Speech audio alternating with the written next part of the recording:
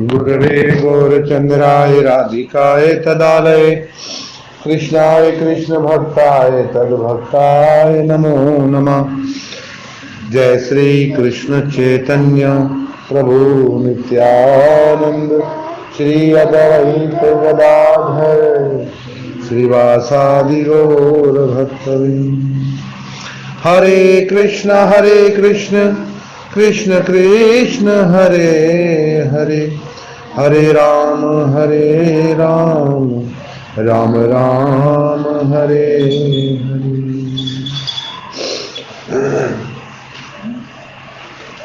आज हम जो है श्री गोधनम कल्पतरू के कुछ महत्वपूर्ण विषयों पर चर्चा कर रहे हैं, जिसमें परिचारिकों के बारे में, इस पूरे कृष्ण भावना अमृत के बारे में बहुत अच्छा विवरण दिया भक्ति विनोद ठाकुर, और हमें बहुत कुछ सीखने को भी मिला। जो नाम हट है, नाम का बाजार जो है, भक्ति का बाजार जो है, उसके अंदर क्या चीज़ें मिलती हैं और उन चीज़ों को हम किन वस्तुओं के जरिए खरीद सकते हैं, ये सारी चीज़ों की चर्चा मैंने आप लोगों के सामने की थी पिछली कथाओं में।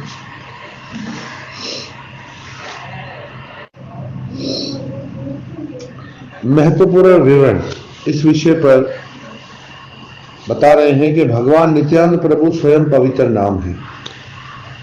ये जो नाम है वो स्वयं नित्यानंद प्रभु ही है, और उनकी कृपा से पवित्र नाम का मूल हाट श्री नवदीप धाम में प्रकट हुआ।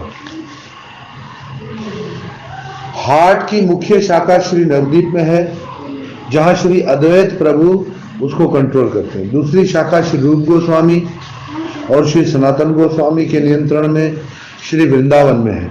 तीसरी शाखा जगन्नाथपुरी में है, श्री स्वरूप दामोदर और राय रामानंद उसके नियंत्रक हैं। तात्पर्य में बताते हैं कि कलयुग में श्री नवदीप धाम के पवित्र स्थान की शक्ति हर समय बढ़ती जाती है। जिस समय श्रील भक्ति विनोद ठाकुर प्रचार कर रहे थे, पवित्र नाम का प्राथमिक व्यापार नवदीप के 9 द्वीपों में से एक द्वीप गोधनम द्वीप के सुरभि कुंज में हो रहा था। भगवान नित्यानंद ने भी वहां वितरण किया था। जलांगी नदी के पास भक्ति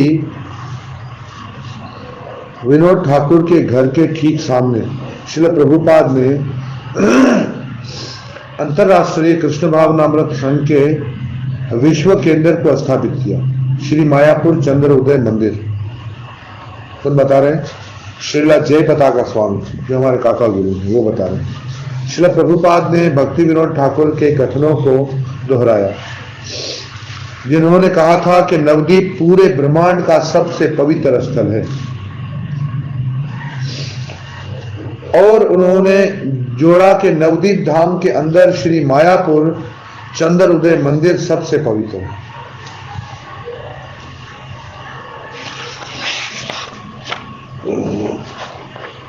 मैं उसका दर्शन आप लोग कराना चाहता हूँ। मायापुर चंद्र उदय मंदिर का दर्शन मैं आप लोग कराना चाहता हूँ, आप उसका दर्शन करिए।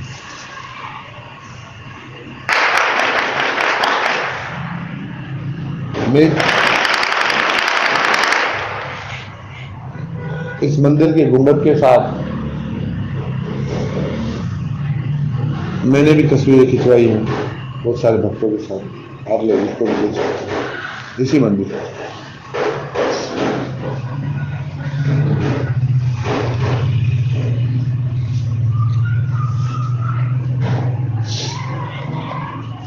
श्रील प्रभुपाद ने बताया कि भगवान चैतन्य का कर्म स्थान उनके जन्म स्थान से भी ज्यादा पवित्र और महत्वपूर्ण है। ये जगह वो थी जहां चैतन्य महाप्रभु ने प्रचार कार्य किया था, मतलब उनका कर्म स्थान। तो जन्म स्थान से भी ज्यादा कर्म स्थान में तो रखता है। इस एक जुमले पर मैं बोलूंगा कि आपका जन्म कैसा हुआ है, इसका इतना महत्व नहीं है। हो सकता है इसका महत्व लोगों की दृष्टि में हो, कहाँ हुआ है, किस तरह हुआ है, नहीं, पर आपकी कर्म भूमि क्या है, ये बहुत महत्वपूर्ण है। उसके बाद भी आपका मरण कहाँ होता है, ये बहुत महत्वपूर्ण है। इसीलिए जन्म सुधरे ना सुधरे वो माता पिता के हाथ में, बाकी कर्म और मरण किसके हाथ में? कर्म आपके हाथ में है, फिर मरण भगवान के हाथ में। जन्म माता पिता के हाथ में। कैसे?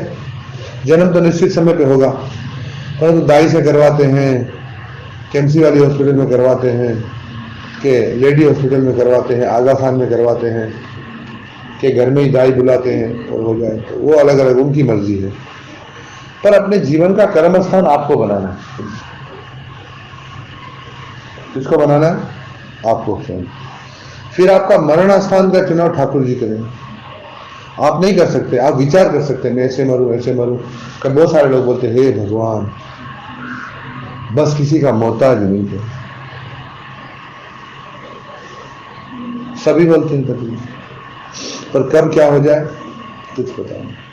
पर उस वक्त आदमी अभी दर बदर होता है कि संभालने वाले होते हैं, पूछने वाले होते हैं, नहीं होते हैं, वो भी भगवान के हाथ में।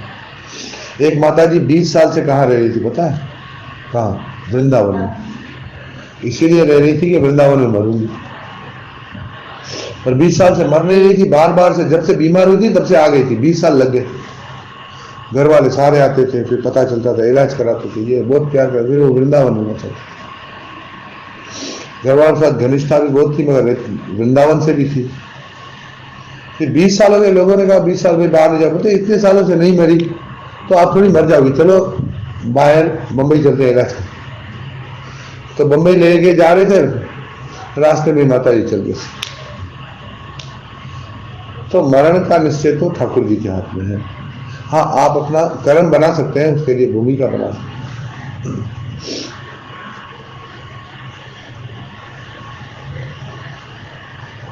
तो ये महाप्रभु का जन्म स्थान से भी ज्यादा कर्म स्थान महत्व रखता है। जैसे भगवान कृष्ण भगवत गीता में कहते हैं, जन्म कर्म चमे देव्यम, उनका प्रकट होना और उनके कार्य दिव्य है। कृष्ण का जन्म मथुरा में हुआ, लेकिन उन्होंने वृंदावन जाने के लिए मथुरा छोड़ा और वृंदावन उनकी लीलाओं की स्थली बन गया।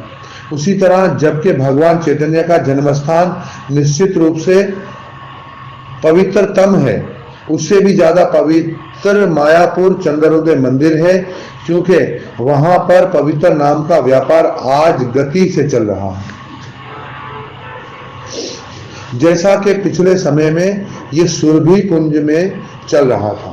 इसलिए जो भी हमारे मुख्य जो हम स्थान बनाते हैं, खास करके प्रिय भक्तजनों और माताओं, जो मंदिर होते हैं, वही समझो हमारी दुकान है, जहां से हम हरि नाम का सच्चा व्यापार करते हैं। श्रद्धा के धन पर हरि नाम देते हैं, भक्ति देते हैं, साधना देते हैं। पूरे विश्व में भगवान नित्यानंद पवित्र नाम के मुख्य व्यापारी हैं। वहां स्वयं पवित्र नाम से अभिन्न है। उनकी कृपा से मूल नाम हट भी चैतन्य महाप्रभु के पवित्र धाम में प्रकट हुआ। नवदीप मायापुर धाम में, जहां श्री अद्वैत प्रभु को मुख्य शाखा का नियंत्रण संभालने को बड़ा गंभीर कार्य दिया गया। श्री वृंदावन और श्री जगन्नाथ पुरी पवित्र नाम के हाट की अन्य मुख्य शाखाएं हैं।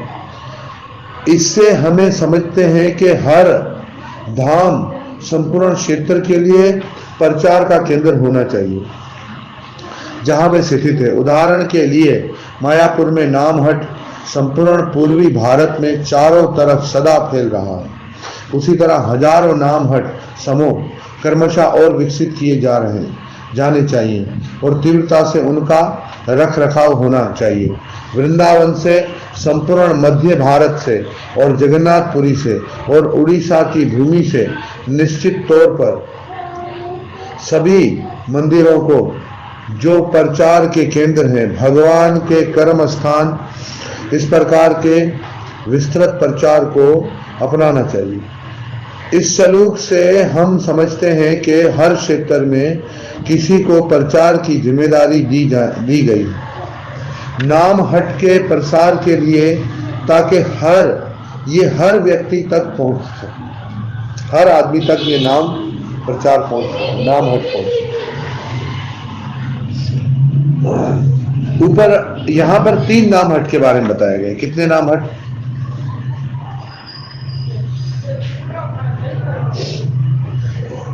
3 नाम हट क्यों बताए गए?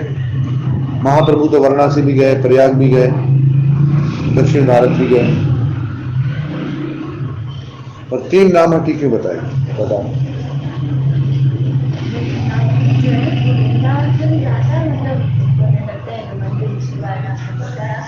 ये वृंदावन से भी ज्यादा सबसे ज्यादा पवित्र स्थान हाँ, पूछ रही है कि बता रही? मैं सवाल का जवाब दे पूछ रही है। पूछने वाली चीजें बाद में पूछो, पहले मैं पूछ रहा हूँ क्यों 3 जगह क्यों? वृंदावन पहले नवदीप, वृंदावन, जगन्नाथपुरी, 3 क्यों? और सब जगहों के नाम नहीं लिए गए क्योंकि ये हमारे इष्ट से जुड़ी स्थलियां हैं और हमारे लिए इष्ट स्थली है, यानी इनका दर्शन पाकर हम अपने आप को क्या समझते हैं? धन्य समझते हैं। और आगे तो क्या भाग्य है, कैसे होगा, क्या कृपा होगी, कब जाएंगे नहीं जाएंगे, परंतु मैं अपने आप को इस बात के लिए तो बहुत ज़्यादा सौभाग्यशाली समझता हूँ। और आप सभी भी जो भक्त लोग गए हैं और जो भक्त इसका चिंतन कर रहे हैं वो भी जाएंगे, परंतु जो है कि अपने जीते जी मैंने 3 स्थान देख लिए। वृंदावन, श्रीधाम वृंदावन का दर्शन किया, मायापुर नवदीप का, और हमें तो विश्राम स्थली मिला चंद्रोदय मंदिर में, विश्राम ही वहीं किया चंद्रोदय मंदिर में, जहाँ जिसकी प्रभुपाद जी चर्चा कर रहे थे, और फिर जगन्नाथपुरी भी। तो प्रिय भक्तों, ये मुख्य कार्यालय, क्योंकि ये हमारी इष्ट स्थलियां भी है, फिर तो इसके कार्यालय की ब्रांचें तो पूरे विश्व में खुल गई। अब कहते हैं कि ऊपर के 3 नाम हटों के अधिकार क्षेत्र में श्री वीरभद्र प्रभु, नित्यानंद प्रभु के पुत्र श्री अच्युतानंद और उनके भाई, और श्री निवास आचार्य, श्री नरोत्तम दास ठाकुर, श्री श्यामानंद प्रभु और श्री रामचंद्र ठाकुर ने विभिन्न स्थानों में हाट लगाए। इन लोगों ने अलग अलग स्थानों में हाट लगाए, मतलब दुकानें खोली। इस दूसरे अनुच्छेद में श्रील भक्ति विनोद ठाकुर दिखाते हैं कि किस प्रकार शिष्य परंपरा के अगले स्तर ने हाट स्थापित करने की सेवा को जारी रखा। हालांकि ये विश्व से विभिन्न भागों के लिए उपयुक्त हो सकता है। यहाँ विशेष तौर पर बंगाल और उड़ीसा का नाम दिया। कुछ समय पश्चात श्री कृष्ण कृपा मूर्ति ऐसी भक्ति वेदांत स्वामी प्रभुपाद ने अपने आध्यात्मिक गुरु श्री कृष्ण कृपा मूर्ति श्रील भक्ति सिद्धांत सरस्वती ठाकुर, जिन्होंने संपूर्ण भारत और पड़ोसी देशों में शाखाएं खोली, के चरण चिन्हों और निर्देशों का अनुसरण करते हुए सारे विश्व में शाखाएं स्थापित की। ये शिष्य परंपरा का सिद्धांत है। परंपरा की हर नई पीढ़ी का उद्देश्य प्रचार बढ़ाना है, और प्रचार बढ़ाने के लिए भक्त बनाना, और उनके लिए मंदिर बनाना, और उनके लिए उन मंदिरों को चलाने के लिए, भक्ति को चलाने के लिए ग्रंथों का निर्माण। ये 3 काम बहुत ही ज्यादा महत्वपूर्ण है प्रचार करना। व्यक्तित्व जिनके बारे में यहाँ बताया गया है वह है श्री वीरभद्र प्रभु, भगवान नित्यानंद के एकमात्र पुत्र श्री अच्युतानंद, और उनके भाई अद्वैत आचार्य के सभी पुत्र। जीव गोस्वामी के 3 शिक्षा शिष्य श्री निवास आचार्य, श्री गोपाल भट्ट गोस्वामी के एक शिष्य श्री नरोत्तम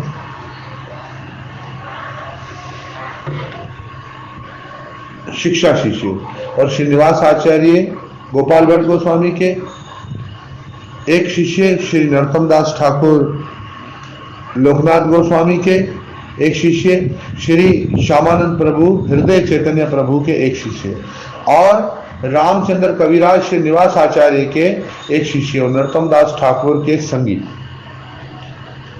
इन्होंने चैतन्य महाप्रभु के बाद, सनातन रूप गोस्वामी के बाद, नित्यानंद प्रभु अद्वैत आचार्य के बाद इन्होंने इस प्रचार का विस्तार देखिए अलग अलग जगहों पर केंद्र स्थापित किए। नंबर 3 पर बता रहे हैं यहाँ पर इस दूसरे महत्वपूर्ण विवरण में कि हर लेन देन जहाँ कहीं भी होता है ऊपर बताए हाटों के नियंत्रण में है। जहाँ कहीं कोई भी मंदिर चलते हैं, मठ चलते हैं, कोई भी प्रचार केंद्र चलते हैं वो सब इनके कंट्रोल में है। इनके कंट्रोल से मुराद क्या है कि इन्हीं के बताए हुए मार्गदर्शन के अनुसार ही सब होगा, इन्हीं के बताए हुए स्टैंडर्ड पर ही सब काम होगा, मनमाने ढंग से नहीं होगा। इसीलिए किसके नियंत्रण में है? इनके। जब कोई व्यक्ति ऐसा कहता है ना कि भाई फला महात्मा ने ऐसा बताया, भाई हम तो वैसा ही करेंगे, तो समझो वो उस महात्मा के नियंत्रण में है। और जब कोई कहता है भाई उनको कहने दो, मैं आपको समझाता हूं ऐसे करो, तो फिर समझो कि वो खुद उसके नियंत्रण में नहीं है। किसके नियंत्रण में? जिस महात्मा के बारे में कह रहा है कि उनको छोड़ दो, मैं तुम्हें समझाता हूं, तो वो उसके नियंत्रण में नहीं है। ऐसा नहीं हो कि कभी आप किसी ने ऐसे ऊपर से कहा हो तो आप अंदर से उसको ले लें, पर समझ कर इस बात का निर्णय हमें दूसरों के लिए नहीं करना है, सिर्फ अपने लिए करना है कि क्या मैं ऐसा करता हूं तो मैं किसी के नियंत्रण में हूं या नहीं।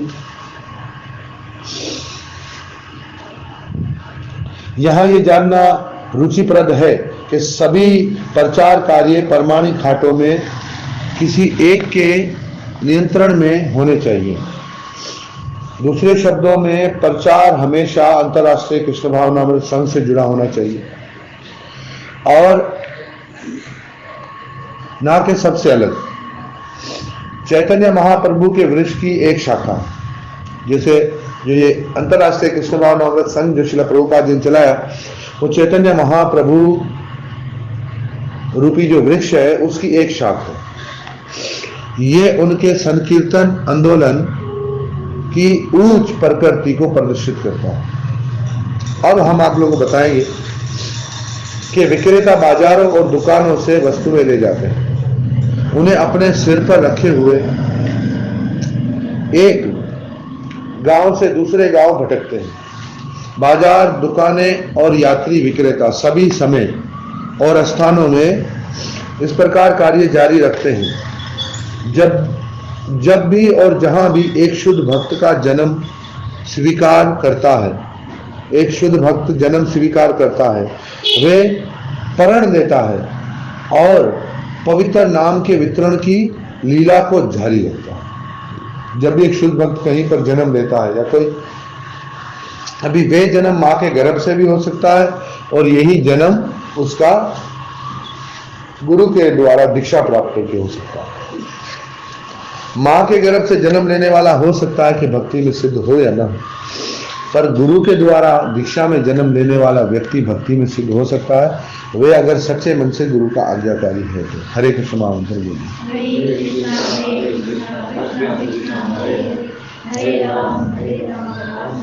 इसके लिए समझाते हैं कि शुद्ध भक्त का एकमात्र कार्य पवित्र नाम को फैलाना, यानी बेचना। बेचना से मतलब फैलाना। इस तरह, मगर इसके अंदर खरीदारी किस बात की आ जाती है? खरीदारी क्यों आती है कि भाई बेचना क्यों आता है? क्योंकि अश्रद्धालु व्यक्ति को हरिनाम की महिमा का उपदेश करना अपराध है। इसीलिए व्यक्ति की श्रद्धा को देखकर ही उसको उपदेश करना है। इसलिए उसकी श्रद्धा के धन के अनुसार ही उसको नाम दिया जा सकता है।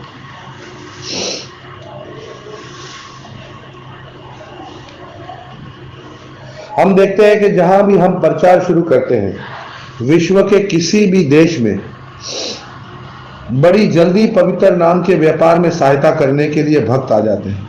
श्रील प्रभुपाद बताते हैं कि पवित्र नाम के व्यापार में सहायता करने के लिए भक्त पूरे विश्व में जन्म ले रहे हैं। हमें खाली कार्य करने की जरूरत है, कार्य करने वाले मिल जाए। आपको अपने खाली इसको भेजना है। देखिए, कंपनी दवाई की होती है, फिर वो अपना वो ब्रोकर भेजते हैं जो जाता है, लोगों से मिलता है और कंपनी की तरफ से वो एडवर्टाइज करते हैं। ऐसे ही जो भक्त लोग गुरु की आज्ञा से निकलते हैं प्रचार के लिए, वो लोग हैं जो दूसरों को लाकर फिर किससे जोड़ते हैं? गुरु से। फिर गुरु का काम है उन भक्तों की योग्यता के अनुसार उनको और भी सेवाओं में लगा दे। तो ये गुरु का काम है। श्रील प्रभुपाद बताते हैं कि भक्त लोग पूरे विश्व में जन्म ले चुके हैं। यह भक्तों के लिए एकमात्र कार्य है। भगवान चैतन्य महाप्रभु ने कहा है, मैं इस ब्रह्मांड के हर व्यक्ति को कृष्ण भावना अमृत आंदोलन को स्वीकार करने और हर जगह इसके वितरण के लिए आदेश देता हूं। तो इस तरह हमें समझना है कि चैतन्य महाप्रभु ने शक्ति तो छोड़ रखी है और भक्त भी छोड़ रखे। जब हम कार्य करते जाते हैं तो खुद ब खुद जिस शाखा से जिस भगत को जुड़ना है वो शाखा में क्या है आकर जुड़ जाते हैं। हरे कृष्ण महामंत्र जी।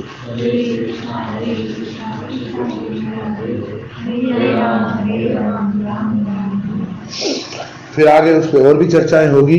ये पिछली जो चर्चा हो चुकी है उसी चर्चा को फिर से खुलासे से आगे उसकी प्रगति कैसे हुई उसी को बता रहे हैं।